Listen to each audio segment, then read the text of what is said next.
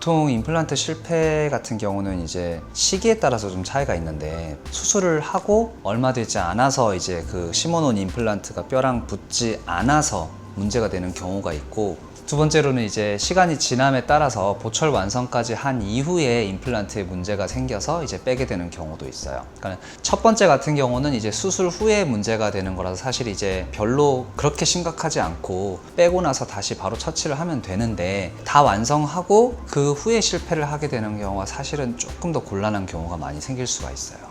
보통 이제 처음에 임플란트를 심고 나서 얼마 되지 않아서 이제 실패한 경우, 뭐 흔히 얘기해서 이제 그냥 임플란트가 뼈랑 붙지 않은 경우는, 뭐 예를 들어서 이제 환자분께서 첫 번째로는 뭐 흡연을 하는 경우, 뭐 이런 경우에 이제 뼈 이식을 많이 하고 임플란트를 심었는데, 그 흡연을 하게 되면 이제 그 혈류량이라든지 이런 데 조금 장애가 생기거든요. 그래서 뭐 임플란트가 뼈랑 이렇게 유착하게 되는데 조금 문제가 생기면서 이제 안 붙는 경우가 있을 수가 있고요. 두 번째로는 사실 그 제조사의 문제도 있는 경우가 있어요. 간혹 이제 이게 기계로 만드는 거다 보니까 불량품이 아주 일정한 비율로 조금씩 나오게 되거든요. 어쩔 수 없이. 근데 뭐 이거는 임플란트 회사가 뭐 잘못해서 그런 건 아니고, 어떤 제품이든지 간에 만들다 보면 불량품이 나올 수가 있는 그런 확률을 포함하고 있는데, 그런 것 때문에도 간혹 생기는 경우도 있고요. 뭐 세 번째는 술자가 잘못해서 생기는 경우도 있을 수가 있겠죠. 뭐 예를 들어서 조금 과한 힘으로 임플란트가 식립이 되었다든지,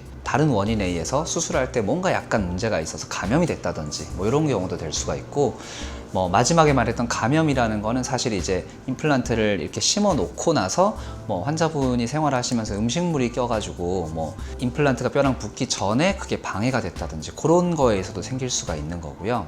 조금 늦게 이제 실패하는 경우, 보철을 완성을 다 했는데 실패하는 경우 같은 경우는 교합력에 있어서 조금 필요 이상으로 압력이 좀 많이 가해졌다든지, 이쪽으로만 임플란트를 하고 반대쪽에 어금니가 없는 상태에서 조금 기다려 보기로 했는데 한쪽으로만 식사를 하다 보니까 무리한 힘이 따라서 그랬다든지, 뭐 이런 경우도 있고, 사실 뭐 시간이 지남에 따라서 임플란트 주변의 골은 조금씩은 녹아내리게 되거든요. 아주 살짝씩은 녹아내리거든요. 그러니까 뭐 나이가 들면 할아버지들처럼 이렇게 어깨에 굽는 경우처럼 마찬가지로 뼈의 그 농도라든지 이런 게 조금씩 옅어지면서 뼈가 흡수가 되기 시작하는데, 그게 임플란트 주변에도 약간씩 흡수가 되면서 결국 뿌리 전체가 뼈에 다 박혀있게 심어놨는데, 시간 지나면서 조금씩 뼈가 녹으면서, 그렇게 되면 뼈에 박혀있는 임플란트 깊이가 조금 얕아질 거잖아요. 그러면서 이제 문제가 돼서 빼게 되는 경우도 생기게 돼요.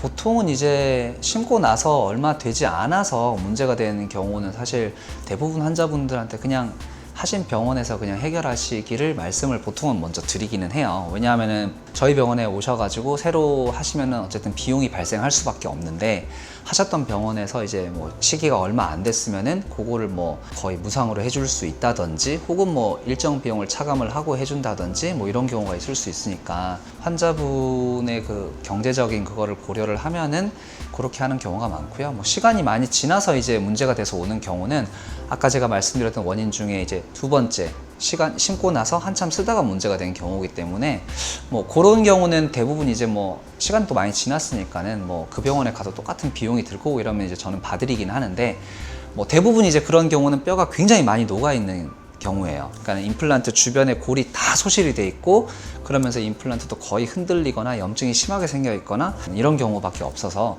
그런 경우는 일단 임플란트를 다 제거를 하고 뿌리까지, 그 다음에 뼈 이식을 거의 필수적으로 해야 돼요.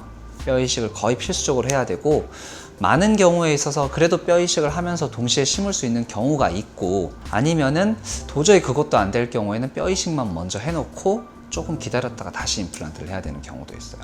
어쨌든지 간에 새로 못하게 되는 경우는 거의 없다고 보시면 되고요. 그러니까 뭐 임플란트는 실패를 해도 시간이 지나서 어떤 방식으로든 극복을 해서 새로 일을 만들 수 있다고 생각하시면 될 것 같습니다. 있죠. 네.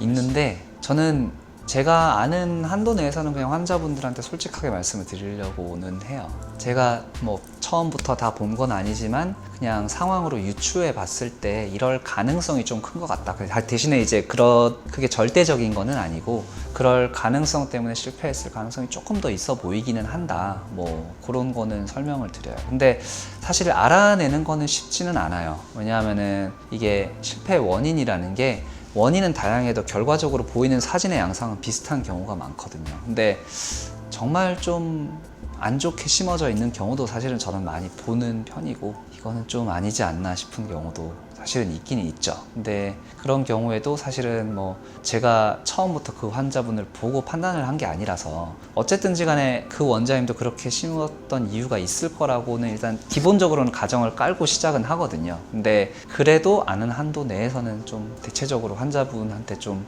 사실적으로 설명을 드리려고 하고는 있어요.